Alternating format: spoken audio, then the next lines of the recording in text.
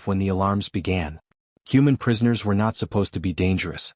They were supposed to be catalogued, interrogated, and transferred to labor facilities or military intelligence divisions. Humanity had lost the war 3 years earlier, and the Empire had spent those 3 years dismantling what remained of Earth's organized resistance. There was nothing mysterious about humans anymore. At least that was what the Empire believed. The prisoner brought aboard the Imperial carrier Veyron was identified as Lieutenant Daniel Mercer, a 42-year-old communications officer from the human destroyer Resolute. He had been captured after his ship surrendered near the Kasara Relay. His file was disappointingly ordinary. No command authority. No genetic modifications. No combat enhancements. No diplomatic immunity. No classified political position. Just a communications officer. Varric looked through the digital file while standing behind the observation glass of the interrogation chamber. Mercer sat alone. His hands were restrained to the table, but he did not appear frightened. That bothered Varric. Most prisoners showed something. Fear, anger, confusion, defiance. Mercer simply looked tired. The commander entered. "You understand where you are?" Mercer looked at him. "An Imperial carrier. You understand that your government has surrendered?" "I understand that Earth's central government signed a surrender agreement." Varric narrowed his eyes. "That agreement ended your war." Mercer leaned back slightly. "It ended the war you were fighting." The commander stared at him. "What does that mean?" "It means you haven't figured out what the humans were fighting for." Varric almost laughed. Instead, he activated the interrogation console. "Your vessel transmitted an encrypted signal before capture. We want the destination." Mercer shook his head. "I don't know. You were communications officer. I know how to transmit messages. That doesn't mean I know where every message goes." Varric stepped closer. "You are aboard an Imperial vessel. Your species has no remaining military power capable of rescuing you." Mercer looked through the glass toward the corridor. "How many ships are in this battle group?" Varric paused. 17. "And how many are within 10 light minutes?" "Why?" Mercer looked back at him. "Because I was wondering how many ships would be here when you finally understood." The commander turned away. He considered ordering a neural extraction. Then he noticed something unusual. Mercer's pulse had barely changed. The prisoner was not pretending to be brave. He genuinely believed something was coming. Varric opened the strategic network. Everything appeared normal. 17 Imperial vessels occupied the system. The nearest human-controlled territory was more than 30 light-years away. No human fleet was nearby. No military distress signal had been detected. Nothing was approaching. "Take him to holding," Varric ordered.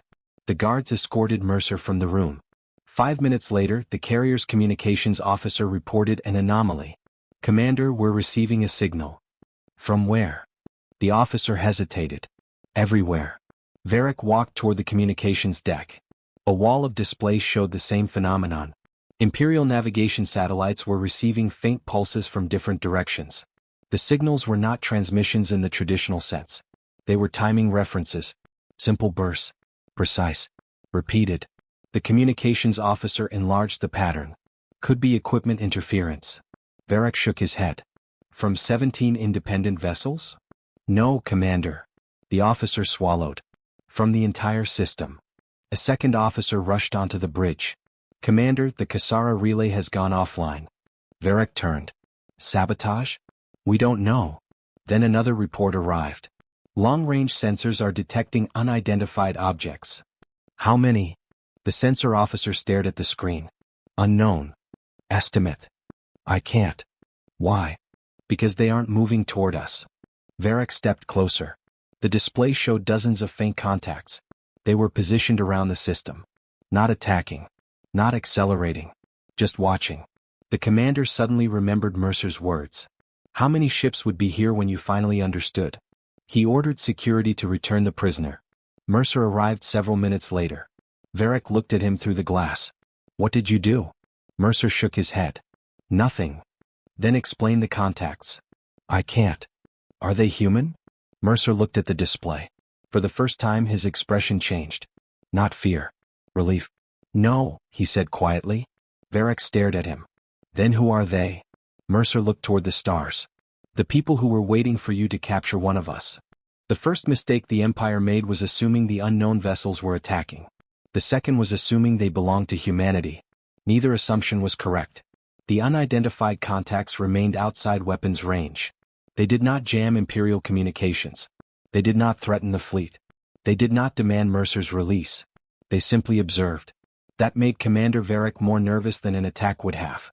Imperial doctrine was built around predictable reactions. An enemy attacked because it wanted something. An enemy threatened because it wanted surrender. An enemy retreated because it wanted survival.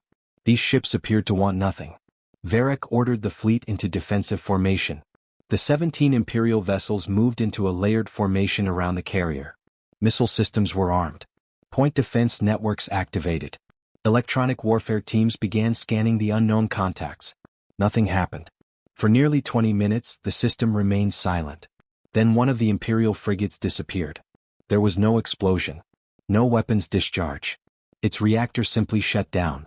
The ship became invisible to the fleet network. Where is the frigate? The sensor officer checked. Still there. Visual? Negative. Transponder? Gone. Varric ordered a recovery drone. The drone approached the frigate. Its cameras showed the vessel floating intact. Then the drone's signal vanished. The bridge fell silent. The communications officer looked at Varric. Commander, we're receiving another signal. From the unknown ships? No. Then where? From inside our network. The screen displayed a single line of text. We do not want your war. Varric stared at it. Trace it. The communications team worked frantically. The signal disappeared before they could locate its origin. Then another message appeared. We want the human. Varric looked toward the holding deck. Mercer was watching the same message on a security monitor. Varric immediately ordered his guards to increase security. Take him to the armored compartment. Mercer stood when the guards arrived. He did not resist.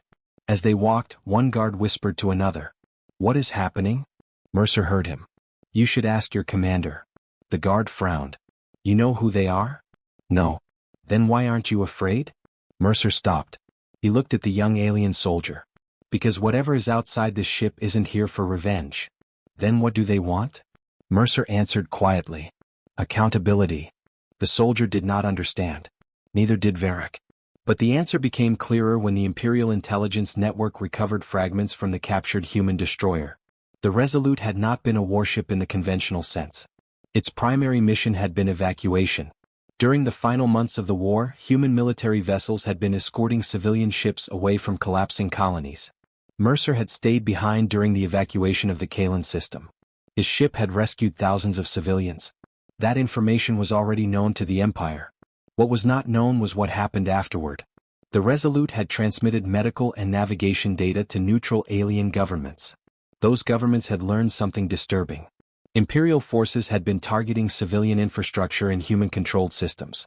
Not intentionally, according to Imperial records. The Empire called it collateral damage. The humans called it systematic destruction. Neutral governments had remained silent because they feared Imperial retaliation. But Mercer had apparently kept sending evidence. Medical records. Navigation logs. Sensor recordings. Names. Coordinates. Nothing classified. Nothing technologically revolutionary. Just evidence. The Empire could dismiss human accusations. It could suppress human broadcast. It could destroy human archives. But it could not erase information that had already been distributed across hundreds of independent civilizations. Varric suddenly understood why the unknown fleet had appeared. Not because Mercer was powerful. Because Mercer was a witness. The commander returned to the interrogation room. Mercer was already there. You distributed the records. Mercer said nothing. Across neutral systems. Still nothing. You knew they would come. Mercer looked directly at him. No. Varric frowned. Then why did you surrender? Because I was trying to get captured. The commander froze. You wanted us to capture you? Yes. Why? Mercer leaned forward. Because your intelligence service never listened when we transmitted evidence. Varric stared at him. And now? Now you have the evidence sitting inside your own ship. A distant vibration passed through the carrier. Then another. The lights flickered. The bridge reported that more Imperial ships had lost propulsion. Varric looked toward Mercer. What did you send? Mercer shook his head. I didn't send anything. Then who did? Mercer gave a tired smile. Everyone who received what I sent. The Empire had ruled for 211 years. It had survived rebellions, economic collapses, border wars, succession crises, and 3 major civil conflicts. Its greatest strength was not its fleet. It was certainty. Every civilization inside imperial space knew what would happen if it resisted. Trade routes would close. Fuel access would disappear. Communications would be restricted. Military pressure would follow. Eventually, resistance would become more expensive than obedience. It was an efficient system. And for generations it had worked. Until humanity arrived. Humans were not the strongest species the Empire had encountered. They were not the most technologically advanced. They were not even particularly unified. That had confused imperial strategists from the beginning. Humanity fought political arguments almost as fiercely as it fought external enemies. Its military branches disagreed. Its governments disagreed. Its scientists argued over everything. Yet when an outside threat appeared, something strange happened. They cooperated. Not perfectly. Not quickly. But enough. The Empire had interpreted human resistance as stubbornness. It had not understood that human society was decentralized by design. There was no single switch to turn humanity off. Now Varric was beginning to see the same pattern among the aliens surrounding his fleet. The unidentified ships were not one navy. They were dozens. Some belonged to neutral worlds. Others belonged to commercial alliances. Several were independent rescue organizations. One belonged to a medical consortium.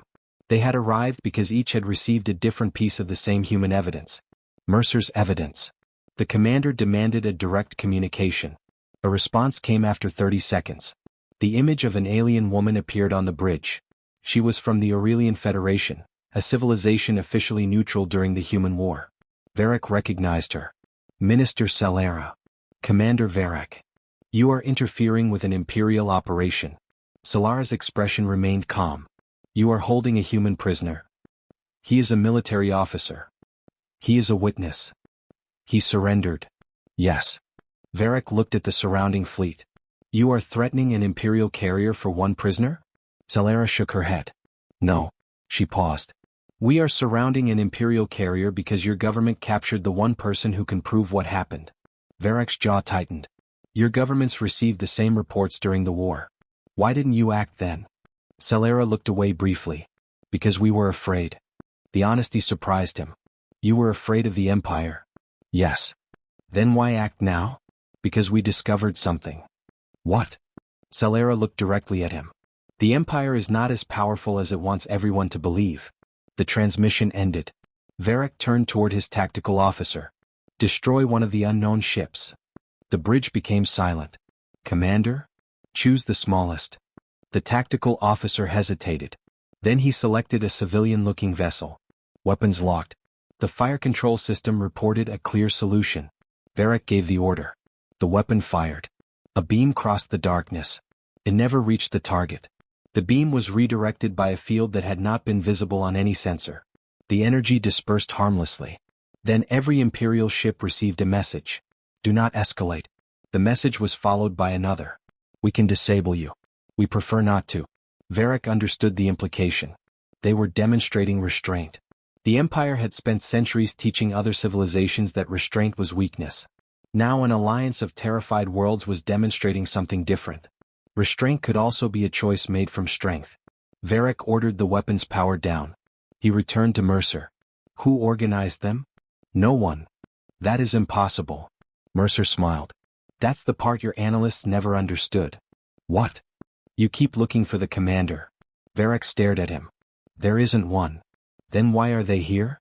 Because they all saw the same thing. What?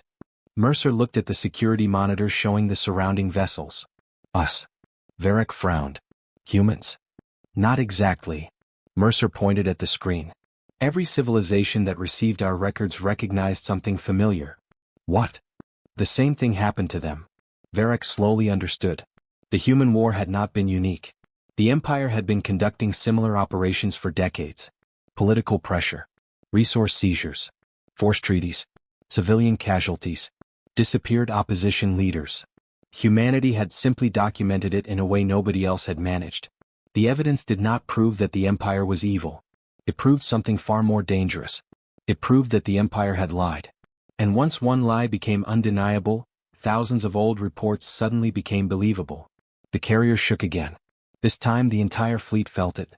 The propulsion systems were shutting down. One ship after another. Not destroyed. Disabled. Varric looked at Mercer. You said they wanted accountability. Yes. What happens next? Mercer looked toward the stars. That depends on whether your government learns the difference between surrender and justice. The Imperial fleet had never experienced a situation like this. There were no explosions. No enemy fighters. No missiles. No boarding parties. Yet the entire battle group was becoming helpless. Propulsion systems were being disabled remotely. Weapons were locked. Navigation computers were isolated. Communications were restricted to local channels. The unknown alliance was demonstrating complete control without firing a second shot. That frightened Varric more than any battlefield defeat. He contacted Imperial High Command. The connection failed. He tried a secondary channel. Nothing. A third. Still nothing. Finally, an emergency transmission appeared. Priority black. The message came from Fleet Command. The Empire had detected the surrounding vessels. It had also detected something else. More ships were entering the system. Dozens. Then hundreds. Not warships. Civilian transports. Medical ships. Cargo vessels. Independent security craft. Research ships. They arrived from different jump points and stopped beyond the Imperial fleet. Varric stared at the growing contacts. What are they doing? The communications officer answered.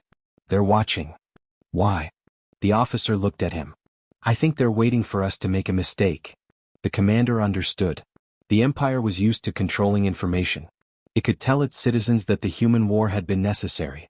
It could claim the aliens were criminals. It could accuse neutral governments of aggression. But now hundreds of ships were physically present. There were witnesses. Varric ordered every recording system activated. Something happened, he wanted proof. Then the Central Imperial government finally responded. The Emperor's representative appeared on the main display. Commander Varric, report. Varric explained the situation. The representative listened without interruption. Then he gave an order. Execute the prisoner. Varric stared at the screen. Sir? The human is the cause of this confrontation. He is unarmed. That is irrelevant. Varric looked toward the holding compartment. If we execute him, they may attack. They will not. How do you know? The representative's voice hardened. Because they are weak enough to negotiate. Varric remained silent. The representative continued. The Empire does not negotiate with prisoners. The transmission ended. Varric did not immediately obey. He looked at the tactical display. Hundreds of ships surrounded them. Most were civilian. But mixed among them were powerful vessels from several major civilizations. The Empire had miscalculated. It had assumed the aliens were divided. They were. That was precisely why their response was dangerous. There was no central government to intimidate. No capital to threaten. No single leader to assassinate. There were hundreds of governments. Hundreds of populations. Hundreds of independent decisions. Varric returned to the holding compartment. Mercer was sitting quietly. You heard? Yes. You know what happens next? Mercer nodded. Maybe. Varric studied him. You aren't afraid of dying. Mercer looked at him. Of course I'm afraid. Then why are you calm? Because I've already done what I needed to do. What? Make sure people know. Varric sat opposite him. What if they kill you? Then they kill me. And that is enough? No. Mercer leaned forward. But truth doesn't need the person who discovered it to survive. The commander looked away. He had spent his entire career believing power came from controlling events. Now he was seeing something else. Information could become power after it left its owner. Varric returned to the bridge. The representative from High Command transmitted again. Execute the prisoner. Varric closed his eyes. Then he made a decision. Negative. The bridge froze. Commander? I said negative. You are refusing a direct Imperial order. Yes. The representative appeared again. You will be relieved. Varric looked at the surrounding fleet. I accept. The Imperial representative's expression changed. You will be court-martialed. Probably. Why? Varric looked at the prisoner monitor. Because I think you're wrong. The transmission ended. For the first time in 2 centuries, an Imperial commander had openly disobeyed an order during an active operation. The surrounding fleet did not attack. Instead, a message appeared. We heard you. Then another. Protect the witness. Varric looked at Mercer. Now what? Mercer answered quietly. Now we find out whether your empire wants to survive. The Emperor's government reacted exactly as Varric expected. It declared the surrounding alien ships hostile. Imperial propaganda networks immediately announced that a coalition of foreign powers had launched an unprovoked attack. The human prisoner was described as a terrorist. Varric was declared a traitor. The story spread across Imperial space within minutes. But something unexpected happened. The aliens released the recordings. Every communication between Varric and High Command was transmitted publicly. The order to execute Mercer. Varric's refusal. The Empire's claim that the coalition was attacking. The actual absence of hostile fire. The recordings were impossible to deny. Citizens across the Empire watched the evidence themselves. For the first time, Imperial propaganda was competing with reality in real time. And reality was winning. On dozens of Imperial worlds, people began asking questions. Why had the government ordered the execution of an unarmed prisoner? Why had neutral fleets surrounded the carrier? Why had the Empire refused an independent investigation? Why had human records been suppressed? The military command structure began to fracture. Some admirals supported High Command. Others demanded negotiations. Several refused orders. The Imperial Senate called an emergency session. The Emperor's representatives demanded that the alien coalition withdraw. The coalition responded with one condition. Release the prisoner. No invasion. No occupation. No reparations. No territorial demands. Just release the witness. It was the simplest possible demand. And that was why the Empire could not accept it. Accepting would mean admitting that the prisoner mattered. It would mean admitting that the coalition had legitimate concerns. It would mean admitting that the Empire had something to hide. The Imperial government ordered a rescue fleet. 300 warships entered the system. Varric watched them arrive. For the first time since the crisis began, the alien coalition moved. The civilian ships withdrew.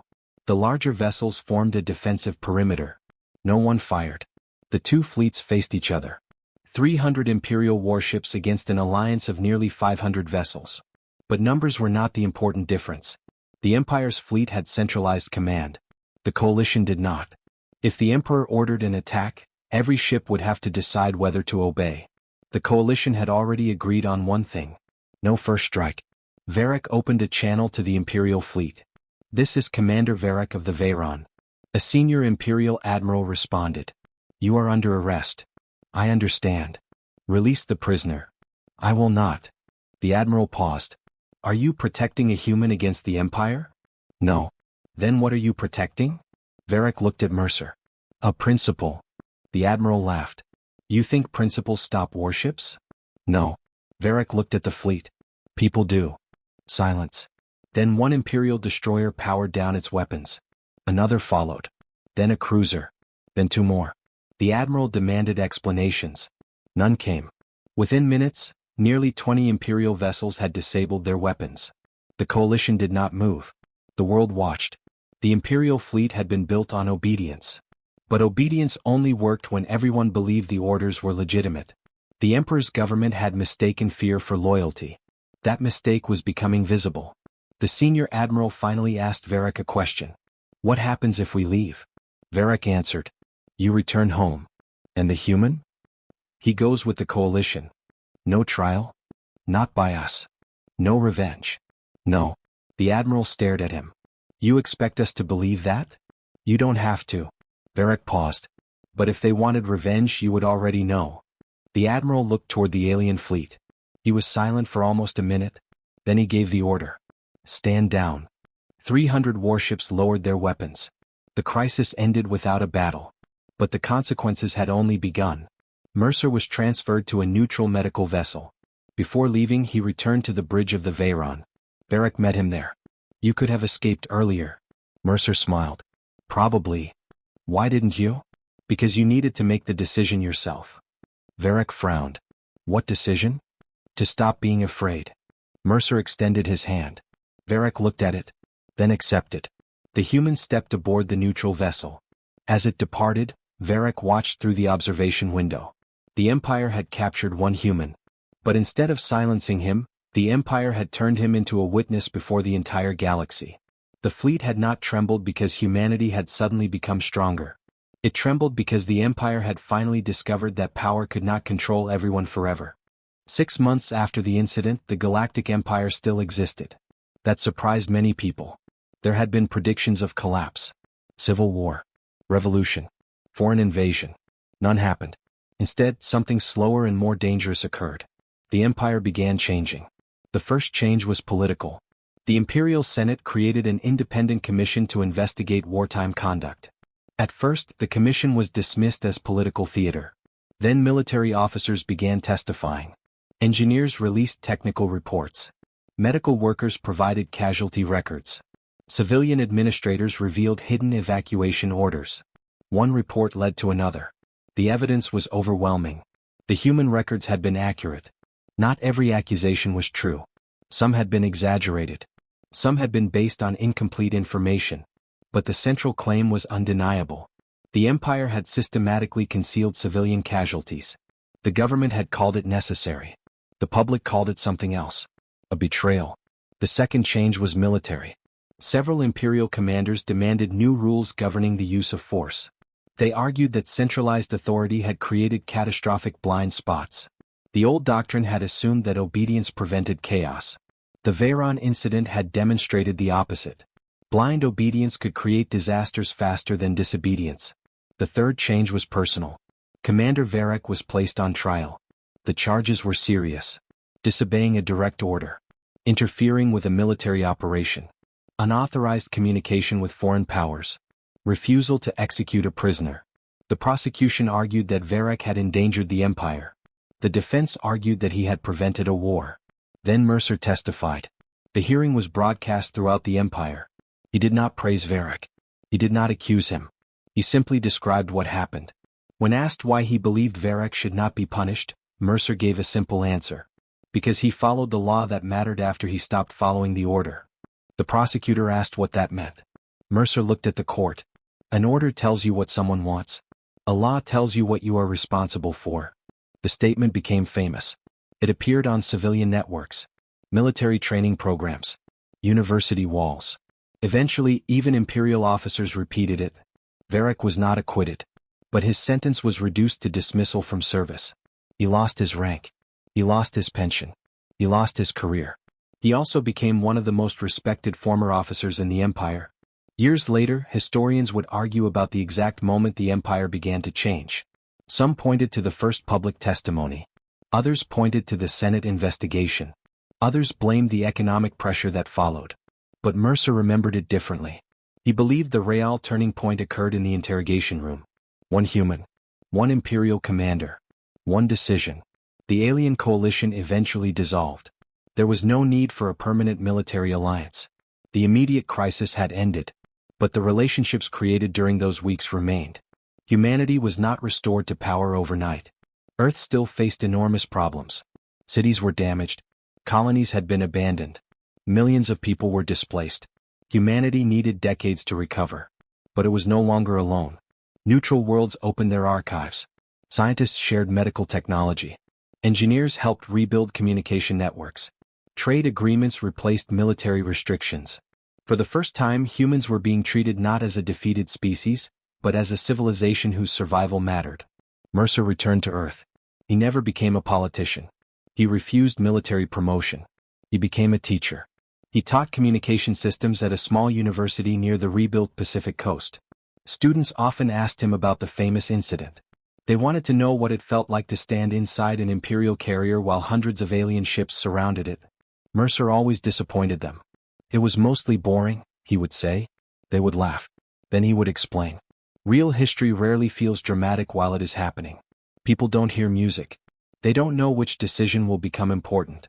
They simply make choices with incomplete information. That was the lesson he wanted them to understand. Humanity had not survived because humans were stronger than every alien species. They survived because enough people refused to believe that strength was the only thing that mattered.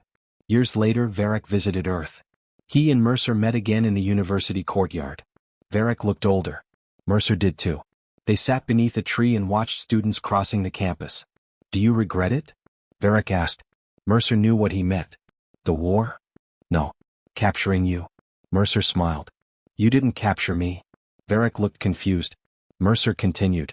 You gave me exactly what I needed. What? A room where the Empire could hear the truth. Varric laughed quietly. I still think that was the worst mistake of my career. Mercer looked toward the sky. It was. Then he smiled. It was also the best. 20 years after the incident, the phrase, the human on the Veyron, had become part of galactic history. Children in imperial schools learned about it. Military academies studied it. Political scientists debated it.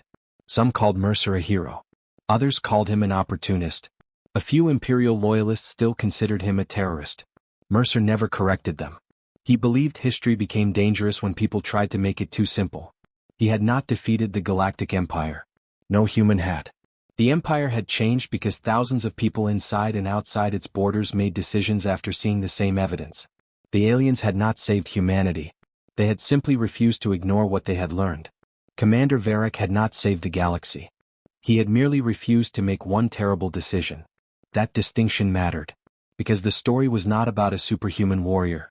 It was not about an impossible weapon. It was not about humanity suddenly becoming technologically superior.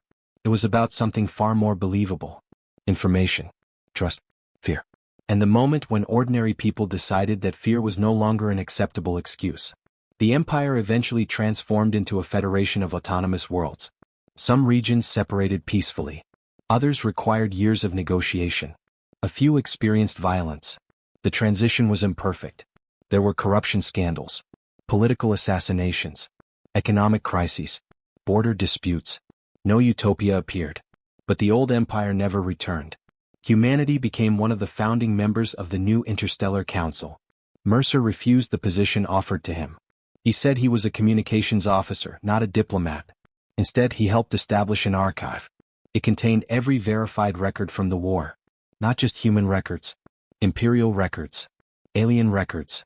Civilian testimonies. Medical files. Navigation logs. Battle reports. Everything. The archive had one rule. No government could delete inconvenient information. The archive became the largest historical repository in known space. Visitors often asked why Mercer had insisted on preserving records that made humanity look bad. He always gave the same answer. Because if you only preserve evidence that makes your own side look good, you aren't preserving history. That principle became the foundation of the archive. Decades later, when Mercer was an old man, a young alien journalist asked him the question everyone eventually asked. Why did the fleets tremble? Mercer thought about it. He could have given the dramatic answer. He could have said humanity had frightened the Empire. He could have claimed the aliens discovered humans were stronger than expected. Instead, he shook his head. They didn't tremble because of me. The journalist looked surprised. Then why? Mercer looked out the window. Beyond the city, construction ships were rebuilding an old orbital station. The fleets trembled because they realized nobody was coming to save them from their own decisions. The journalist remained silent. Mercer continued. For 2 centuries, the Empire survived because everyone believed resistance was impossible. He paused. Then one day, thousands of people discovered they were wrong. The journalist asked another question. Was humanity responsible for that discovery? Mercer smiled. Humanity helped. But who deserves the credit? Mercer looked toward the stars. Everyone who decided to look. The interview became famous. Not because Mercer had revealed a secret. There was no secret. That was precisely why the story endured. The Galactic Empire had captured one human. A communications officer. A tired man with no special weapon. No enhanced body. No secret fleet. No miraculous technology. The Empire believed it had removed a threat. Instead, it had created a witness. And a witness, if the evidence survives, can become more dangerous than a soldier. The Empire had controlled worlds with warships. It had maintained borders with fear. It had silenced opponents with prisons. But it had never learned how difficult it was to defeat a truth once millions of people had independently verified it. That was the real reason the alien fleets had surrounded the Veyron. They were not there because humans were invincible. They were there because the truth had finally become more powerful than fear. Commander Varric died peacefully at 87. Mercer died 2 years later. Their names eventually became connected in history books. One had been the commander of the ship. The other had been its prisoner. Neither had expected to change the galaxy. Neither had planned to become symbols. They had simply reached a moment when obedience and conscience demanded different choices. And in that moment, one of them chose to listen. That was enough. Because civilizations rarely change when someone becomes powerful enough to control everyone. They change when enough ordinary people realize they do not have to obey what they know is wrong. The Galactic Empire learned that lesson from one human. And across the galaxy, every alien fleet remembered the day it happened. The day one prisoner entered an Imperial carrier. The day the truth entered the network. And the day the most powerful fleet in the galaxy finally trembled. Not because humanity attacked, but because humanity had nothing left to hide.